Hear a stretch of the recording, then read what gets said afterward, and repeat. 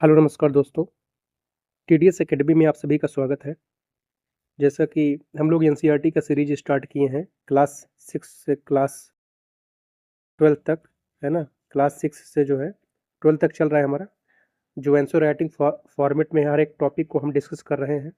इसके पहले सीरीज में हम लोगों ने क्लास 12th के जो है चैप्टर फर्स्ट को जो है कर लिया है क्वेश्चन आंसर फॉर्मेट में। आज चैप्टर सेकंड है जो आपके विश्व जनसंख्या, है ना, वर्ल्ड पॉपुलेशन, डिस्ट्रीब्यूशन, डेंसिटी और ग्रोथ को लेकर है ना? क्लास 12th का जो है जो चैप्टर सेकंड है आपका, है ना? तो उससे संबंधित हम देखेंगे कि कैसे प्रश्न जो है विभिन्न एग्जाम में पूछे जा सकते हैं। देखिए, यह सीरीज उन सभी विद्यार्थियों के लिए है, चाहे आप सिविल सर्विसेज की तैयारी कर रहे हो, यूपीएससी, यूपीपीएससी या अन्य स्टेट पीसीएस की तैयारी कर रहे हो।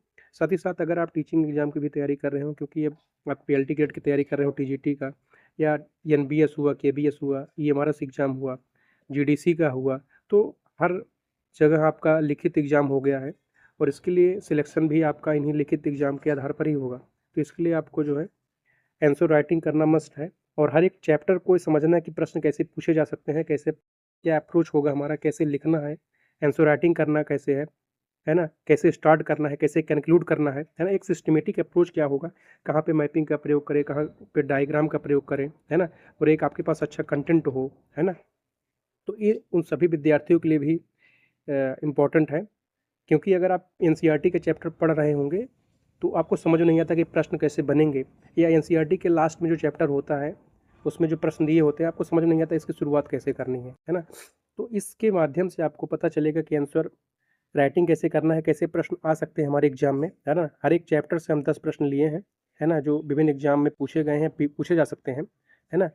और उसका प्रॉपर आंसर के फॉर्मेट में, क्वेश्चन आंसर फॉर्मेट में दिया गया है ना? और इसमें स्टैटिक और डायनेमिक मतलब एनसीईआरटी से तो दिया ही, साथ ही साथ जो डायनेमिक पोर्शन है आपके कुछ, है ना, करंट से भी चीज़ें, है ना? तो इसके अतिरिक्त आपको कुछ भी नहीं पढ़ना है ना? तो इससे आपका पूरा होलिस्टिक कवर होगा। आप देख सकते हैं कि इस तरह पूरा हमारा नोट्स का जो है डिजाइन किया गया है ना? हर एक chapter wise question answer format में, है ना? तो आज ये चैप्टर सेकंड हमारा है, इसको हम लोग देखते हैं कि क्या क्या प्रश्न बन सकते हैं, है ना, जो आपके एग्जाम में पूछे जा सकते हैं।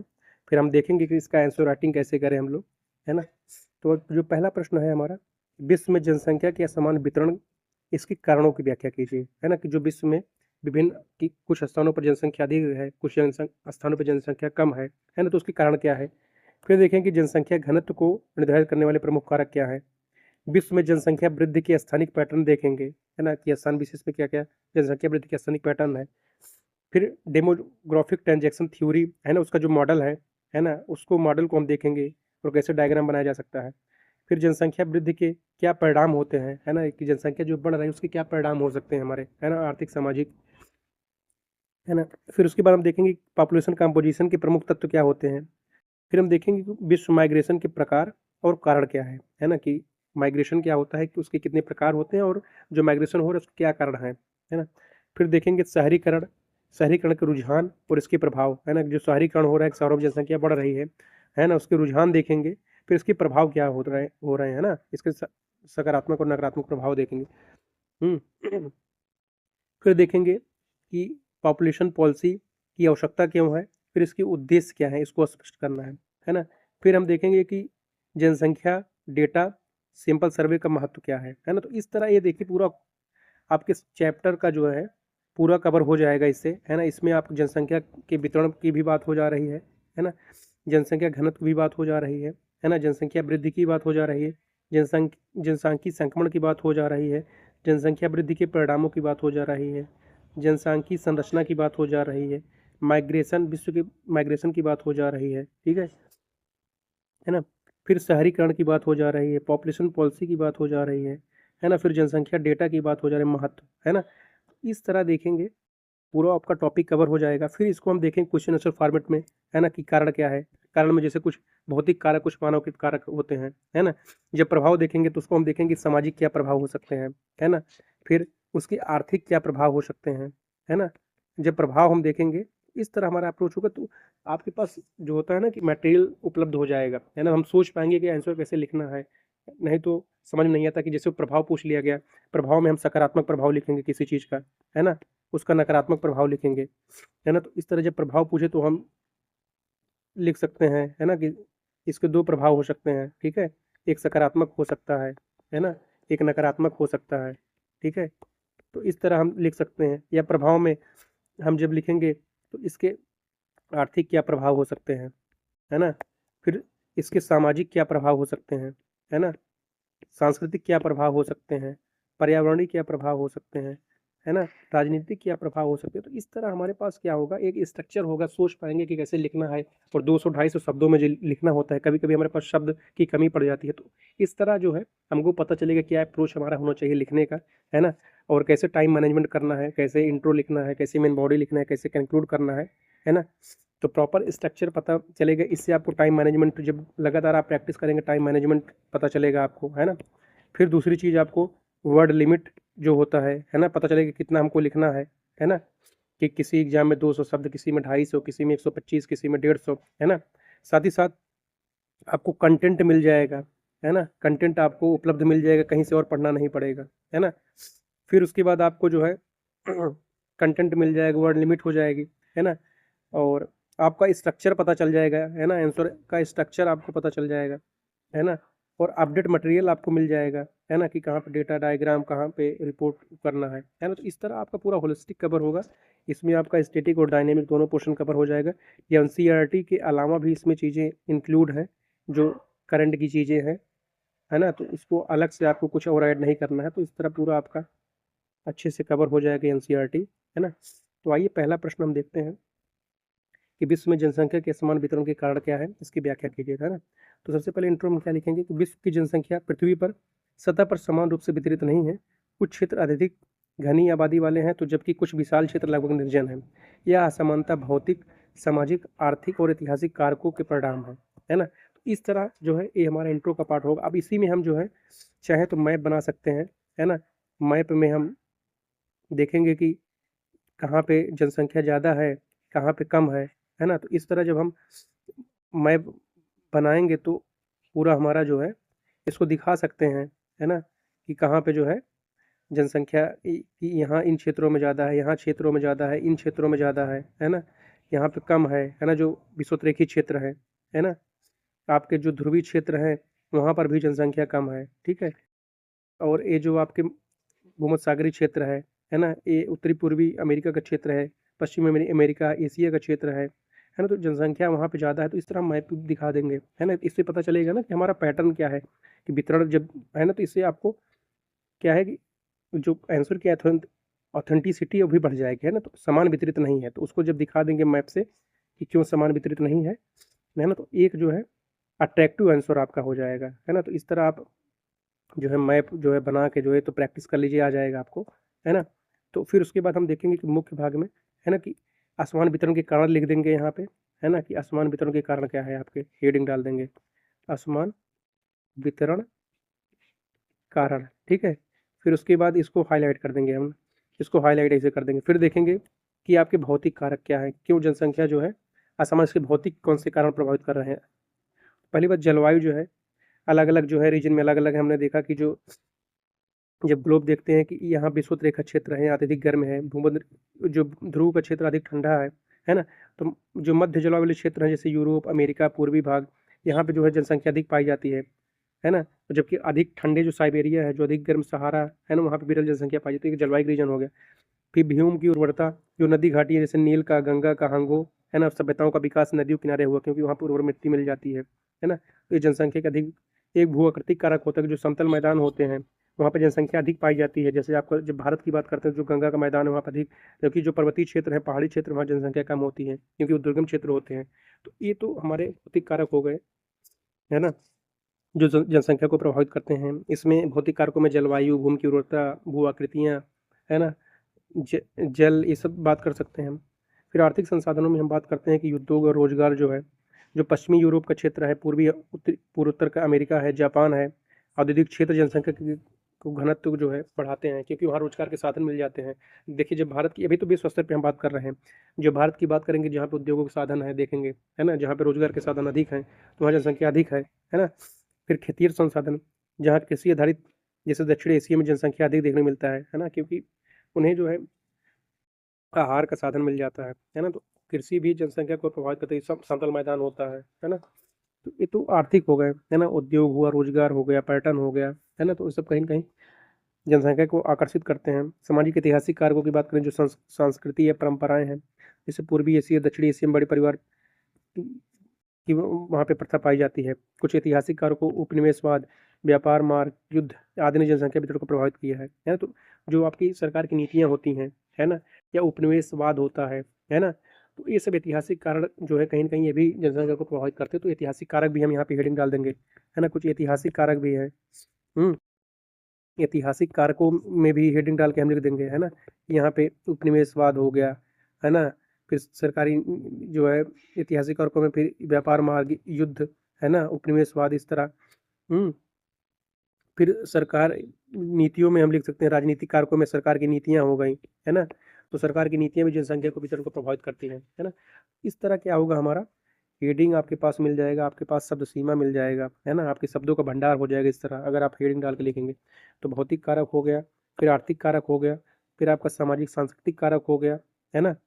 इस ऐतिहासिक कारक, फिर राजनीतिक कारक, सरकार की नीतियाँ हो जाएँगी। तो इस तरह एक पूरा आपका कवर हो गया कि क्या कारक प्रभावित करती है। हम निष्कर्ष हम देखेंगे कि विश्व जनसंख्या वितरण अनेक कारकों की संयुक्त क्रिया होती है। आधुनिक तकनीक वैश्वीकरण ने पैटर्न बदले हैं, लेकिन भौतिक, पर्यावरण और आर्थिक अवसर आज भी जनसंख्या वितरण के प्रमुख निर्धारक बन चुके हैं, है ना? तो वैसे आधुनिक तकनीकी ने और वैश्वीकरण ने कहीं न कहीं ये पैटर्न को बदला है ना? केवल प्राकृतिक और मानव के कार्य नहीं प्रभावित करती हैं, लेकिन फिर भी इनके जो है इम्पोर्टेंस जो है भौतिक कारकों का और आर्थिक अवसरों का अभी भी है ना? इस तरह ये हमारा प्रश्न कंप्लीट हुआ, है ना? कि जनसंख्या का असमान वितरण के कारण क्या रहे, है ना? भाई अगला प्रश्न देखते हैं। जनसंख्या घनत्व और इनको प्रभावित करने जनसंख्या घनत्व क्या होता है? जनसंख्या किसी वर्ग में, किसी क्षेत्र के प्रति वर्ग किलोमीटर में जनसंख्या को जो है जनसंख्या घनत्व के रूप में देखा जाता है। यह किसी क्षेत्र की संसाधन की क्षमता, आर्थिक अवसर और पर्यावरणीय स्थिति को प्रकट करता है ना? जैसे कुछ देखते हैं कि जनसंख्या घनत्व कैसे निकालते हैं, है ना? कि जनसंख्या और क्षेत्रफल के अनुपात के रूप में देखा जाता है ना? कि प्रति वर्ग किलोमीटर क्षेत्र में कितने लोग रह रहे हैं, जनसंख्या कितनी है ना? अब इसको प्रभावित करने जैसे कुछ क्षेत्रों में जनसंख्या घनत्व अधिक अधिक पाई जाती है, कहीं पे कम पाया जाता है ना? तो इसमें भी वही लिखेंगे हम कारकों में, है ना? तो जैसे वितरण की बात हुआ, जनसंख्या घनत्व की बात हुआ, तो कहीं न कहीं हम हेडिंग और जो आपका कंटेंट सेम हो सकता है कि जलवायु में, है ना? जो समशीतोष्ण क्षेत्र हैं अधिक घनत्व होंगे, सूखे ध्रुवीय क्षेत्र में कम होंगे, उर्वरता नदी घाटी या डेल्टा अधिक सघन होंगे, जल की उपलब्धता जहाँ नदियाँ, झील, वर्षा होगा वहाँ पर घनत्व अधिक होगा। आर्थिक कारक में जहाँ औद्योगिकरण होगा, जापान, पश्चिमी यूरोप में जैसे देखिए उच्च घनत्व है। कृषि जहाँ पे होंगे जैसे गंगा ब्रह्मपुत्र का मैदान क्षेत्र हुआ, नाइल घाटी का वो घनत्व अधिक होगा। व्यापारिक केंद्र जो है, बंदरगाह हुए, शहर आर्थिक गतिविधियाँ हुई, वहाँ पे जनसंख्या घनत्व अधिक होगा। सामाजिक कारक में देखेंगे, है ना? राजनीतिक कारकों में तो सरकारी नीतियाँ भी प्रवासन प्रोत्साहन को मतलब प्रभावित करती हैं। सुरक्षा की दृष्टि से भी जनसंख्या किसी क्षेत्र में अधिक पाई जाती है, जैसे स्थिर राजनीतिक क्षेत्र हुआ जनसंख्या आकर्षित करती है ना? तो इस तरह जो है जनसंख्या वितरण और घनत्व के संबंध में लगभग प्रमुख कारकों को हम इस तरह लिख सकते हैं, है ना? जो सेम कंटेंट होगा आपका मिलता-जुलता ही, है ना? और अब हेडिंग हम मतलब कंक्लूजन में लिखेंगे निष्कर्ष में कि जनसंख्या घनत्व प्राकृतिक, आर्थिक, सामाजिक कारकों के संतुलन से निर्धारित होता है। क्षेत्रीय विकास नीतियाँ और तकनीकी उन्नत भी इसके वितरण को निरंतर प्रभावित करती रहती हैं, है ना? तो प्राकृतिक, आर्थिक, सामाजिक कारकों के अलावा क्षेत्रीय विकास और सरकार की नीतियाँ जो है और तकनीकी प्रगति जो है ये भी जनसंख्या घनत्व को प्रभावित करती रहती है, तो है ना? तो इस तरह जनसंख्या घनत्व से हमारा कंप्लीट हुआ, है ना? अब जनसंख्या वृद्धि के स्थानिक पैटर्न की विश्लेषण कीजिए, प्रश्न हमारा है ना? कि जनसंख्या वृद्धि जो है स्थानिक, तो सबसे पहले हम देखेंगे जनसंख्या वृद्धि, विश्व जनसंख्या वृद्धि सभी देशों में समान नहीं है, कुछ क्षेत्रों में अत्यधिक वृद्धि है तो कुछ में स्थिरता है, कुछ में गिरावट देखने को मिलती है ना? जनसंख्या वृद्धि क्या है? किसी समय विशेष में किसी क्षेत्र में होने वाली जनसंख्या में वृद्धि, है ना? तो जनसंख्या वृद्धि को रूप में देखते हैं, जनसंख्या में होने वाले परिवर्तन को तौर पे देखते हैं, जैसे देखते हैं कि किसी क्षेत्र में जनसंख्या वृद्धि अधिक है, जैसे उच्च वृद्धि दर वाले क्षेत्रों की बात करें तो अफ्रीका जो क्षेत्र है उच्च प्रजनन दर है क्योंकि वहाँ पे शिक्षा भी कम है ना? और विकास का स्तर भी कम है। दक्षिण एशियाई भी देखिए वहाँ पर भी जनसंख्या अधिक है। भारत है, पाकिस्तान, बांग्लादेश जनसंख्या तेज़ी से बढ़ रहे हैं। मध्यम वृद्धि वाले तो इसमें भी हम मैपिंग के माध्यम से दिखा सकते हैं, है ना? कि कहाँ पे उच्च प्रजनन वृद्धि दर है ना? जितने भी प्रश्न हैं आपके चाहे घनत्व के हुए, चाहे आपके वितरण के हुए, चाहे आपके जो है जनसंख्या वृद्धि के हुए, तो सब में विश्व का जो है आप मैप को प्रैक्टिस किए रहिए, और जैसे ही आप इंट्रो कंप्लीट करिए तुरंत ही आप जो है एक जो है मैप बनाइए और वहाँ पे आप जो है दिखा दीजिए। इससे क्या है कि आपकी जो क्वेश्चन है एक अट्रैक्टिव लगे और ऑथेंटिसिटी बढ़ जाएगी आपकी, है ना। और मध्यम वृद्धि दर वाले क्षेत्र, है ना, मध्यम जैसे लैटिन अमेरिका हुआ, वहाँ स्वास्थ्य सुधार हुआ है, जैसे जनसंख्या में कहीं कहीं मध्यम वृद्धि हो रहा है। दक्षिण पूर्वी एशिया में नियंत्रित लेकिन एक स्थिर वृद्धि हो रहा है। और निम्न या नकारात्मक वृद्धि वाले राज्यों की बात करें तो यूरोप वृद्ध जनसंख्या है, वहाँ पे बढ़ रही है, कम जन्म दर है। जापान में जनसंख्या घट रही है। रूस में पलायन एवं कम प्रजनन दर है ना। तो इस तरह जो है ये विश्व के हम स्थानिक पैटर्न देखते हैं कि जनसंख्या कहीं कहीं पर ज़्यादा वृद्धि हो रहा है, कहीं पर मध्यम, तो कहीं पर जो है नकारात्मक है ना। इसको वैश्विक, है ना, तो दिखाएंगे कि कहाँ कहाँ पे है और क्या क्या उसके रीजन है। रीजन में हम देखेंगे कहाँ कहाँ पे जनसंख्या अधिक है। तो सबसे पहले प्रजनन दर वहाँ पे है ना, जैसे उच्च वृद्धि दर वाले में क्या कारण है। एक तो शिक्षा का स्तर कमी है, शिक्षा के स्तर में कमी है, प्रजनन दर अधिक है ना, है ना। तो इस तरह ये सब जो है कारण हम लिखेंगे, है ना, कि यहाँ पे प्रजनन दर अधिक है, कम शिक्षा है ना, जिससे जनसंख्या तेजी से बढ़ रही है। और कहीं पे जनसंख्या जो है मध्यम दर से, क्योंकि वहाँ पे स्वास्थ्य सुविधाओं का सुधार हुआ है, मृत्यु में कमी है, और वहाँ पे शैक्षिक स्तर में विस्तार हुआ है। तो इस तरह जो है ये हमारा कंप्लीट होगा। फिर हम लिखेंगे निष्कर्ष में जनसंख्या वृद्धि का स्थानिक पैटर्न विकास स्तर, शिक्षा, स्वास्थ्य, सामाजिक मूल्यों और सरकारी नीतियों पर निर्भर करता है।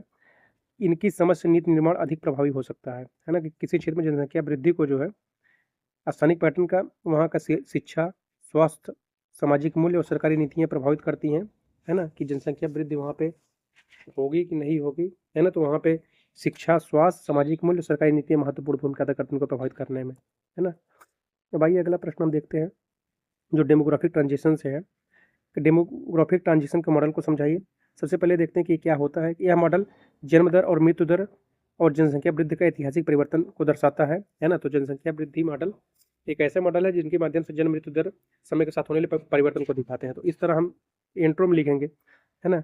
फिर इसको हम डायग्राम यहाँ पे बना देंगे, है ना, कि एक जन्म दर की हम लाइन करेंगे ड्रा, कि पहले जन्म दर अधिक होगा, फिर धीरे धीरे जन्म दर में गिरावट आएगा, है ना, फिर और कमी आएगा। फिर इसी तरह हम एक मृत्यु दर की वो लिखेंगे, है ना। इसमें भी जन्म दर और मृत्यु दर पहले स्टेज में जो है बराबर लगभग होते हैं एक दूसरे से। फिर उसके बाद मृत्यु दर में कमी आएगी, है ना, फिर और कमी आएगी, फिर धीरे धीरे बराबर हो जाएगी, है ना। तो इस तरह जो है ये हमारा बनेगा, है ना। पहले हम जन्म दर मृत्यु दर अधिक होगा, है ना। यहाँ पे हम लिख देंगे समय, यहाँ हम लिख देंगे जन्म दर और मृत्यु दर, है ना, जन्म दर और मृत्यु दर लिख देंगे, है ना। और यहाँ पे हेडिंग हमारी कुल जनसंख्या की हो जाएगी, है ना, कुल जनसंख्या वृद्धि। और ये जन्म दर हो जाएगा, मृत्यु दर हो जाएगा, तो हमारा प्रथम चरण हो जाएगा, ये द्वितीय चरण हो जाएगा, है ना, ये तृतीय चरण हो जाएगा। तो इस तरह डायग्राम हम यहाँ पे ऐड कर देंगे, ठीक है। तो इस तरह हमारा प्रेजेंटेशन होगा। फिर उसके बाद आइए एक्सप्लेनेशन हम देखते हैं कि प्रथम चरण क्या होता है, जिसमें हम लोगों ने देखा ना कि जो पहला चरण होता है यहाँ उच्च जन्म दर उच्च मृत्यु दर होती है, जनसंख्या वृद्धि जो है न्यून होती है क्योंकि यहाँ जनसंख्या स्थिर होती है। फिर द्वितीय चरण में क्या है कि जन्म दर उच्च बना रहा था लेकिन मृत्यु दर में घट कह रहे हैं कि मृत्यु दर में घटना शुरू हो जाता है। क्यों? क्योंकि वहाँ पे स्वास्थ्य सुविधाओं का विस्तार हो जाता है, शिक्षा का विस्तार हो जाता है। यहाँ पे जनसंख्या तीव्र वृद्धि होती है, इसलिए यहाँ पे जनसंख्या विस्फोट कहा जाता है सेकंड स्टेज को, है ना। फिर आइए हम तीसरा स्टेज देखते हैं, है ना। तीसरा स्टेज क्या है कि जन्म दर इसमें घटती है, मृत्यु दर जो है भी कम हो जाता है, इससे जनसंख्या में वृद्धि धीमी हो जाती है। भारत वर्तमान इसी चरण में है। फिर चतुर्थ चरण हम देखते हैं। चतुर्थ चरण जो है इसमें जन्म दर और मृत्यु दर दोनों निम्न हो जाता है, जनसंख्या स्थिर हो जाती है। यूरोप इस चरण में है। और जो पंचम चरण होता है जन्म दर और मृत्यु दर से भी कम हो जाते हैं, यहाँ जनसंख्या घटने लगती है एकदम, है ना। तो नकारात्मक वृद्धि देखने मिलता है। तो इस तरह जो है इसको विभिन्न मॉडल दिए गए हैं। कोई इसको 3 चरण बताता है, कोई 4 चरण, कोई 5, है ना। तो इस तरह हम यहाँ पे बना देंगे इसको, यहाँ पे वो करेंगे, फिर धीरे धीरे ऐसे ऐसे इस तरह हमारा ये डायग्राम इस तरह करके बनाना होगा, है ना। तो इस तरह ही हमारे जनसांख्यिकी मॉडल क्या हुआ कि समय के साथ होने वाले जन दर मृत्यु दर जनसंख्या वृद्धि का जो है वो बताता है समय के साथ कैसे परिवर्तन हो रहा है किसी क्षेत्र में, कैसे समय के साथ विकास हुआ किसी क्षेत्र में। तो निष्कर्ष हम लिखेंगे जो डीटी है मतलब डेमोग्राफिक ट्रांजिशन मॉडल जनसंख्या परिवर्तन को समझाने का महत्वपूर्ण ढांचा है जो देश की सामाजिक आर्थिक प्रगति को दर्शाता है। अगर कोई देश की सामाजिक आर्थिक ढांचा को समझना है तो सबसे पहले उसको अगर हम देख रहे हैं किस चरण में है वो, है ना, तो उससे हम सामाजिक आर्थिक प्रगति का अनुमान लगा सकते हैं उसके, है ना। और विभिन्न जो देश है इन चरणों से होकर गुजरते हैं समय के साथ। जब विकास का स्तर कम होता है ना, तो कहीं ना कहीं प्राथमिक स्टेज में होते हैं तो वहाँ जन दर मृत्यु दर अधिक होता है। आइए अगला प्रश्न देखते हैं। अगला प्रश्न हमारा है कि जनसंख्या वृद्धि के परिणाम क्या विश्लेषण कीजिए कि जनसंख्या जब वृद्धि हो जाती है उसके क्या परिणाम होते हैं। तो जनसंख्या वृद्धि किसी देश की आर्थिक सामाजिक और पर्यावरणीय संरचना को गहराई से प्रभावित करती है। नियंत्रित और संतुलित जनसंख्या विकास को प्रोत्साहित कर सकता है, जबकि अत्यधिक या अनियंत्रित वृद्धि संसाधनों पर गंभीर दबाव उत्पन्न करता है ना। तो किसी भी क्षेत्र में जनसंख्या वृद्धि जो है आर्थिक सामाजिक पर्यावरणीय संरचना को गहराई से प्रभावित करती है। यदि जनसंख्या नियंत्रित और संतुलित नहीं है तो जनसंख्या विकास जो है अत्यधिक अगर हो जाता है तो कहीं ना कहीं संसाधनों पर दबाव उससे बढ़ जाता है ना। तो इसके हम देखते हैं कि आर्थिक परिणाम क्या होते हैं जनसंख्या वृद्धि के। एक तो रोजगार पर दबाव बढ़ जाता है, जैसे तेजी से बढ़ती जनसंख्या रोजगार सृजन की क्षमता से अधिक हो जाती है तो बेरोजगारी बढ़ जाती है ना। गरीबी का विस्तार हो जाता है, अगर संसाधन सीमित है जनसंख्या अधिक है तो कहीं ना कहीं गरीबी बढ़ जाती है।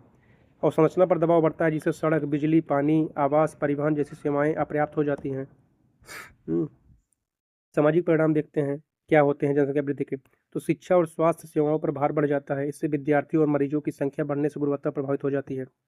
शहरी भीड़ भाड़ और झुग्गियों का विस्तार होता है जिससे बेरोजगारी ग्रामीण पलायन से अनियोजित शहरीकरण होता है। शहरों में प्रदूषण बढ़ जाता है ना। शहर में झुग्गी झोपड़ियों की वृद्धि हो जाती है। तो इस तरह जो है सामाजिक परिणाम हुए, सामाजिक असमानताएं इससे बढ़ती हैं। संसाधनों पर स्पर्धा बढ़ने से सामाजिक तनाव हो जाता है, अपराध दर में वृद्धि हो जाती है। पर्यावरणीय परिणाम देखते हैं जनसंख्या वृद्धि के। तो वनों का विनाश होता है जनसंख्या बढ़ने से निर्माण कार्य करने के लिए, है ना। जनसंख्या बढ़ेगी तो कहीं न कहीं वनों का विनाश होगा, भूमि का क्षरण होगा, कृषि भूमि और आवास की मांग से वनों का कटाव बढ़ेगा, है ना। जल और वायु प्रदूषण हो जाएगा जनसंख्या वृद्धि से। औद्योगिक गतिविधियां बढ़ेंगी जिसके माध्यम से महानगरीय भीड़ से पर्यावरण को प्रदूषित होगा। फिर संसाधनों पर अधिक दोहन होगा, जल ऊर्जा खनिज संसाधनों पर अधिक भार बढ़ेगा जिससे संसाधनों का शोषण शुरू हो जाएगा, है ना। इस तरह ये सब जनसंख्या वृद्धि के परिणाम है ना, कि प्रदूषण होगा, वनों का विनाश होगा, भूमि क्षरण होगा, है ना। और आवास वृद्धि से वनों का कटाव होगा, है ना। जैव विविधता प्रभावित होगा, पर्यावरण प्रभावित होगा, है ना, इकोसिस्टम प्रभावित होगा। ये सब तो हो गए हमारे नकारात्मक परिणाम हो गए इसके, है ना। अब आइए कुछ सकारात्मक परिणाम देख लेते हैं जनसंख्या वृद्धि के। एक तो बड़ी श्रम शक्ति में वृद्धि होती है, विकासशील देशों में युवा आबादी जो है आर्थिक क्षमता को बढ़ा सकती है। और आंतरिक बाजार का इससे भी क्योंकि डिमांड इससे बढ़ता है, मांग बढ़ती है, अधिक जनसंख्या अधिक मांग कर उपभोक्ता बाजार का विस्तार होता है ना। इससे किसी भी देश के जो है अर्थव्यवस्था जितना मांग अधिक होगा उतना ही अधिक उत्पादन करना चाहेगा, है ना, उतना सप्लाई भी वृद्धि होगा। इस तरह जनसंख्या वृद्धि के हम लोगों ने परिणाम सकारात्मक नकारात्मक देखे। अब देखते हैं कंक्लूजन के तौर पे हम क्या लिख सकते हैं। जनसंख्या वृद्धि एक दोधारी प्रक्रिया है जहाँ संतुलन आकार आर्थिक विकास में सहायक हो सकता है, वहीं अनियंत्रित वृद्धि जो है विकास के सभी आयामों में असंतुलन उत्पन्न कर सकता है। इसलिए सतत जनसंख्या नीति, शिक्षा, स्वास्थ्य और महिलाओं के सशक्तिकरण के माध्यम से जनसंख्या को संतुलित रूप से दिशा देना अत्यंत आवश्यक है ना। तो इस तरह ये जो है हमारा आंसर का जो है फॉर्मेट होगा। तो हमने जनसंख्या वृद्धि के परिणाम देख लिए। अब अगला प्रश्न हमारा होगा जनसंख्या संरचना के प्रमुख तत्व क्या होते हैं, इसकी व्याख्या कीजिए। तो जनसंख्या संरचना क्या होता है, जैसे जनसंख्या की बात करते हैं तो उसमें सभी जो जनसंख्या होती है सम्मिलित रहते हैं, लेकिन जनसंख्या संरचना कंपोजिशन में जो है हम उसमें विभिन्न आयु वर्ग के कितने लोग हैं, कितने महिला कितने पुरुष हैं, कितनी कार्यशील जनसंख्या कितनी आश्रित जनसंख्या है ना। तो कंपोजिशन में हम उसकी विशेषताओं की बात करते हैं, है ना। तो जनसंख्या संरचना क्या है, किसी देश की आर्थिक क्षमता, श्रम शक्ति, सामाजिक निर्भरता, विकास दिशा निर्धारित करता है। यह केवल संख्या नहीं बल्कि जनसंख्या की गुणवत्ता को दर्शाता है ना। तो ये केवल संख्या को नहीं दर्शाता है किसी देश में कितने लोग रह रहे हैं, बल्कि उसमें कितने महिला कितने पुरुष हैं, कितने आयु वर्ग के कितने बच्चे हैं, कितने वृद्ध हैं, कितने कार्यशील जनसंख्या है ना, कितने शिक्षित कितने अशिक्षित हैं, है ना। तो एक गुणवत्ता की बात करता है ना कंपोजिशन। तो सबसे पहले हम देखते हैं कि इसके घटक क्या है। तो आयु संरचना है ना, 0 से 14 वर्ष आश्रित जनसंख्या, 15 से 59 कार्यशील जनसंख्या, 60 वर्ष से अधिक वृद्ध जनसंख्या, है ना। इससे कार्यबल और सामाजिक बोझ का आकलन किया जा सकता है ना। फिर लिंगानुपात प्रति 1000 पुरुषों पर महिलाओं की संख्या, इससे सामाजिक स्थिति, स्वास्थ्य, प्रवासन पैटर्न को दर्शाता है ना। तो लिंगानुपात एक घटक हो गया इसके जो है जनसंख्या के। फिर शैक्षिक संरचना, लिटरेसी, है ना, उच्च साक्षरता, उच्च कौशल, उच्च उत्पादकता वाला होता है जब, है ना, इससे मानव पूंजी का निर्माण होता है। जबकि साक्षरता अगर निम्न स्तर तो कहीं न कहीं वो एक बोझ के रूप में भी बन जाता है ना। तो इससे कौशल नहीं होगा तो संसाधनों की जो है ह्यूमन रिसोर्स है वो नहीं उतना अच्छे से उपयोग हो पाएगा, है ना। फिर व्यावसायिक संरचना की अगर हम बात करें कि जो मानव या जो जनसंख्या है वो किस में क्रियाशील है, प्राथमिक में, द्वितीयक में, तृतीयक में, है ना। तो व्यावसायिक संरचना से हमें पता चलता है कि जो जनसंख्या है वो आपकी प्राथमिक में है, प्राइमरी में, या सेकेंडरी में है, द्वितीयक में, या टर्सरी या तृतीयक में है ना। तो इससे उस देश की अर्थव्यवस्था के विषय में, उसकी आर्थिक विकास की दिशा के बारे में जानकारी मिल सकती है। फिर जातीय और धार्मिक संरचना इसमें देखते हैं कि इस किसी देश में किस किस धर्म जाति के लोग रह रहे हैं, इससे सांस्कृतिक विविधता की पता चलती है। सामाजिक समरसता और राजनीतिक स्थिरता का भी इससे आकलन कर सकते हैं, है ना। फिर हम देखते हैं कि स्वास्थ्य स्थिति जो है इसके एक घटक है। इसमें हम देखते हैं जीवन प्रत्याशा कितना है, मृत्यु दर, जन्म दर, पोषण स्तर, बेहतर स्वास्थ्य जो है अगर है तो कहीं न कहीं वो आर्थिक विकास में सहायक हो सकता है ना। अगर स्वास्थ्य अच्छा नहीं है तो वो देश में आर्थिक विकास में बाधक हो सकता है क्योंकि इससे आर्थिक बोझ बढ़ता है ना। तो इस तरह ये जो है हमारे जनसंख्या घटक हुए, है ना। जनसंख्या संरचना के मुख्य घटक जो है, प्रमुख तत्व कह सकते हैं, प्रमुख घटक कह सकते हैं। अब निष्कर्ष देखते हैं कि जनसंख्या संरचना किसी भी राष्ट्र की विकास नीति, श्रम योजना, शिक्षा व्यवस्था, स्वास्थ्य सेवाओं के निर्धारण में महत्वपूर्ण भूमिका निभाती है ना। तो इस तरह ये निष्कर्ष हमारा होगा। तो हम लोगों ने पॉपुलेशन कंपोजिशन के विषय में भी देखा, इसके घटकों की बात किया। अब हम देखते हैं कि माइग्रेशन, विश्व में जो माइग्रेशन है उसके प्रकार और कारण क्या है। तो प्रवासन क्या है, जनसंख्या वितरण, सांस्कृतिक संपर्क, श्रम बाजार और शहरी विकास को प्रभावित करने वाला प्रमुख तत्व है ना, जनसंख्या कारक है ना। अब देखते हैं प्रवास क्या है कि एक स्थान से व्यक्ति का दूसरे स्थान पर जाना प्रवास कहलाता है ना। और इसको उद्गम स्थान कहा जाते हैं, है ना। उत्प्रवास और आप्रवास इसे कहते हैं, है ना, जहाँ पे जनसंख्या आती है ना। और इस तरह जनसंख्या का मतलब प्रवास कहा जाता है। और वैश्विक स्तर पर प्रवास के पैटर्न को भी हम दिखा सकते हैं। प्रवास कहाँ पे ऐतिहासिक तौर पे कहाँ हुआ या वर्तमान की स्थिति को हम दिखा सकते हैं। प्रवास के प्रकार देखेंगे कि स्थान के आधार पर जैसे अंतर्राष्ट्रीय प्रवास दिखा सकते हैं वैश्विक स्तर पर, है ना, कि एक देश से दूसरे, जैसे उपनिवेश काल में हम दिखा सकते हैं, ऐतिहासिक काल में कि कैसे यूरोप के देश जो है अमेरिका जैसे देशों में गए, है ना, अफ्रीका में, एशिया में, ऑस्ट्रेलिया में गए, है ना। तो इसको दिखा सकते हैं। फिर वर्तमान में जो प्रवास हो रहा है, जो जैसे इंडिया से देखें, एशिया से देखें तो पश्चिमी एशिया में, है ना, और अमेरिका, यूएसए में, कनाडा में, फिर आपके पश्चिमी यूरोप में, है ना। तो इस तरह जो जनसंख्या का प्रवास जो हो रहा है। फिर आंतरिक प्रवास देखते हैं कि ग्रामीण और शहरी जो प्रवास एक राज्य से दूसरे राज्य के बीच में होता है ना। आंतरिक प्रवास या फिर होता है ग्रामीण या शहरी स्थानिक प्रवास, है ना। तो ये स्थान के प्रवास आधार पर होता है ना। अंतर्राष्ट्रीय, अंतर्राज्यीय और ग्रामीण और शहरी प्रवास, है ना। फिर समय के आधार पर देखें प्रवास कितने प्रकार के होते हैं। तो अस्थायी प्रवासन एक होता है, एक अस्थायी या मौसमी प्रवासन हो। अस्थायी मतलब होता है कि जब एक व्यक्ति किसी स्थान को छोड़कर दूसरे स्थान पर जाता है तो उस स्थान पर अस्थायी रूप से बस जाता है। और अस्थायी जो होता है या मौसमी प्रवास क्या होता है कि वो कुछ समय के लिए जाता है फिर वह वापस चला आता है ना। ये तो समय के आधार पर हो गया प्रवास के प्रकार। फिर कारण के आधार पर देखें तो एक बाध्य, है ना, बलपूर्वक होता है, जैसे युद्ध हुआ, आपदा के समय। एक स्वैच्छिक होता है जब नौकरी और शिक्षा की तलाश में कोई व्यक्ति जाता है किसी स्थान को छोड़कर दूसरे स्थान पर। जैसे जो विद्यार्थी अपने घर परिवार को छोड़कर जो है नौकरी के लिए या शिक्षा ग्रहण करने के लिए विभिन्न जो है राज्यों या विभिन्न जिलों में जाते हैं, है ना। तो ये क्या है, एक स्वैच्छिक प्रवासन है। बाध्य के लिए जैसे होता है कि युद्ध के समय, आपदा के समय जब एक दूसरे को जो है वहाँ से प्रवासित कर दिया जाता है बलपूर्वक जो है ना, तो वो बाध्य बलपूर्वक प्रवासन कहलाता है। अब इसके कारण देखते हैं, कारण क्या है, प्रमुख कारण क्या है। तो सबसे पहले आर्थिक कारण देखते हैं कि प्रवास क्यों करते हैं लोग, एक स्थान को छोड़कर दूसरे स्थान क्यों जाते हैं। एक तो रोजगार के लिए, जैसे गाँवों से लोग शहरों में क्यों जाते हैं, रोजगार के लिए। उच्च आय की प्राप्ति होती है शहरों में, है ना, उद्योग, है ना। तो इसलिए रोजगार, उच्च आय, उद्योग, ये सब प्रमुख कारण है जो आर्थिक कह सकते हैं कि जिससे प्रवास की वृद्धि होती है। खाड़ी देशों में श्रमिक प्रवासन देख सकते हैं, है ना, क्योंकि वहाँ पे आय उच्च है, रोजगार के साधन है। फिर सामाजिक कारण में देखते हैं विवाह से, जैसे महिलाएं जो है विवाह से जो है अपने परिवार को छोड़कर दूसरे परिवार में चली जाती हैं। शिक्षा के लिए जीवन स्तर में, जैसे क्या है, उच्च जीवन स्तर शहरों में है तो वहाँ से ग्रामीण क्षेत्र शहरों में लोग आ जाते हैं। राजनीतिक कारण में देखें तो जो बलपूर्वक हम देखते हैं कि युद्ध, अस्थिरता, आपदा के समय, है ना, सीरियाई शरणार्थी उदाहरण इसको देख सकते हैं। पर्यावरणीय कारण में हम देखते हैं बाढ़, सूखा, समुद्री स्तर में वृद्धि, आपदा, ये सब क्या है पर्यावरणीय कारण का जो एक स्थान पर छोड़ दूसरे स्थान पर लोग जाते हैं, है ना। तो अब निष्कर्ष देखते हैं कि प्रवासन क्या है, विकास सामाजिक परिवर्तन का एक साधन है, परंतु इससे असंतुलित शहरीकरण, जनसंख्या दबाव, सांस्कृतिक तनाव भी उत्पन्न हो सकते हैं। संतुलित नीति आवश्यक है इसके लिए, है ना। तो इस तरह हम लोगों ने प्रवास देखा कि प्रवास क्या होता है, प्रवास कितने प्रकार के होते हैं, है ना। स्थान के आधार पर देखा, समय के आधार पर, कारण के आधार पर।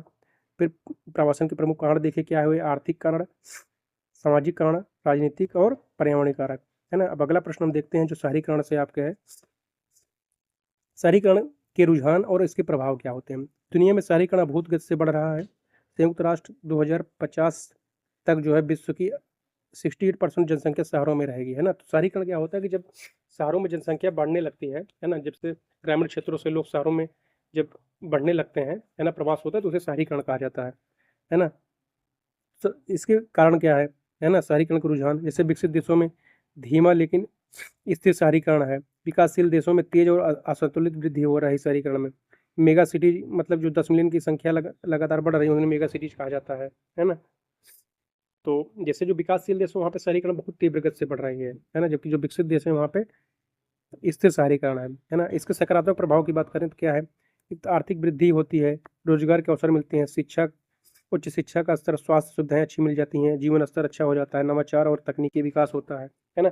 इससे मानसिक शारीरिक समय जो है इनका विकास हो जाता है। अब नकारात्मक देखते हैं कि अनियंत्रित जब वृद्धि होती है तो इससे श्रम वृद्धि हो जाती है, भीड़ भाड़, प्रदूषण, जल कचरा संकट, सामाजिक तनाव, है ना, अपराध, है ना, झुग्गी झोपड़ी, प्रदूषण, इस तरह क्या है कि ये नकारात्मक प्रभाव है शहरों में, है ना, शहरीकरण से।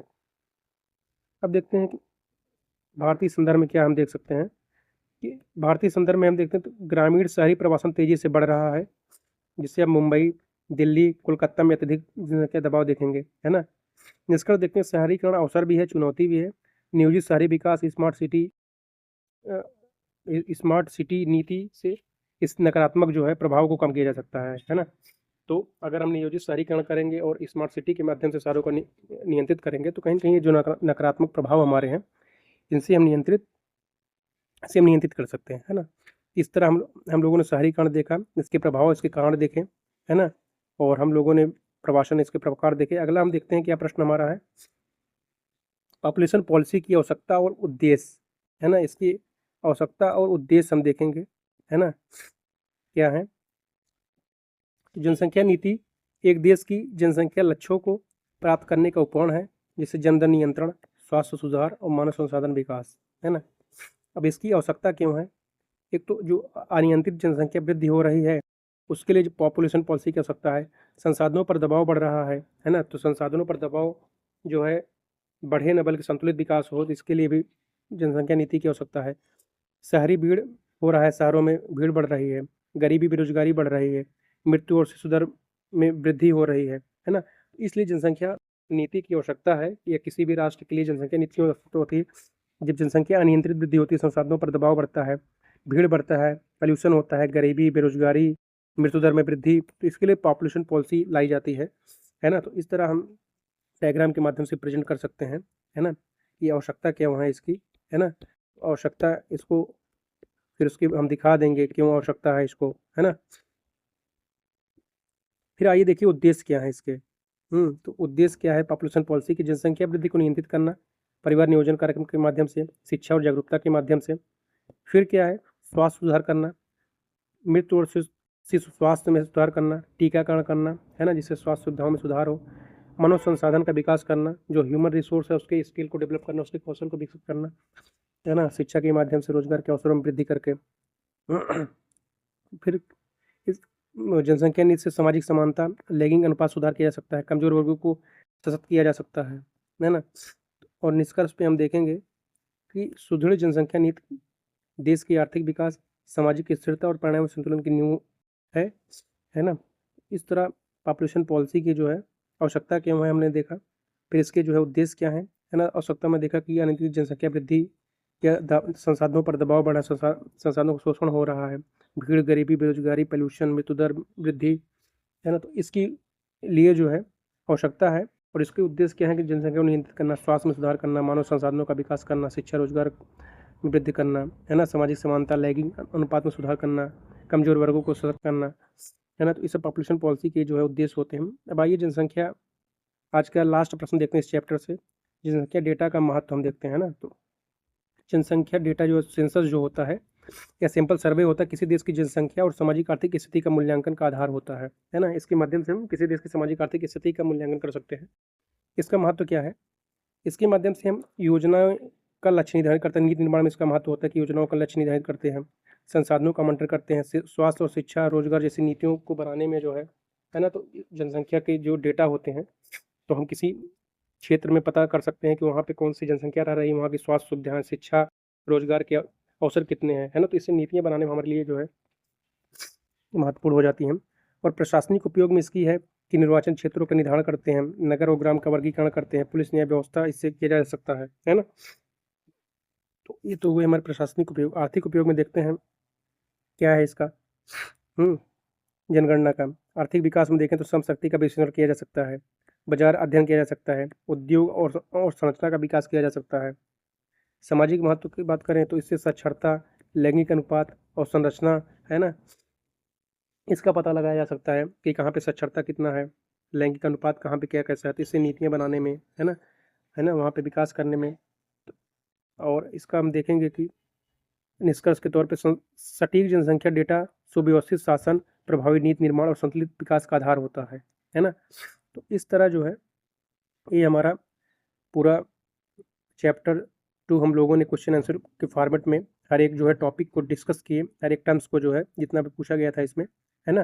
तो इस तरह हमारा ये होलिस्टिक कवर होगा, है ना। स्टेप आपने देखा होगा कि किस लेवल के प्रश्न हैं और कैसे इसके जो है कंटेंट प्रोवाइड किया गया है आपको, है ना। तो इस तरह स्टैटिक और डायनेमिक दोनों कवर होगा हमारा। और इसी तरह डेली हम करेंगे तो हमको स्ट्रक्चर पता चलेगा, आंसर राइटिंग कैसे करना है, क्या इंट्रो होगा, क्या कंक्लूजन, क्या मेन बॉडी में हम लिखेंगे, है ना। और कहाँ पर डायग्राम बनाना है, कहाँ पे मैपिंग करना है ना। तो इससे जो है हमारी सफलता का जो रेट है, सक्सेस रेट और बढ़ जाएगा, है ना। तो अगर ये प्रयास हमारा आप लोग को बेहतर लग रहा है तो आप लोग लाइक करें, शेयर करें, सब्सक्राइब करें और TDS एकेडमी को आप फॉलो करें। और अगर ये PDF आप चाहते हैं तो आप हमारे Telegram channel TDS academy official जो है चैनल विजिट करें, आपको ये PDF आपको वहाँ पे मिल जाएगा। बहुत बहुत धन्यवाद आप सभी का।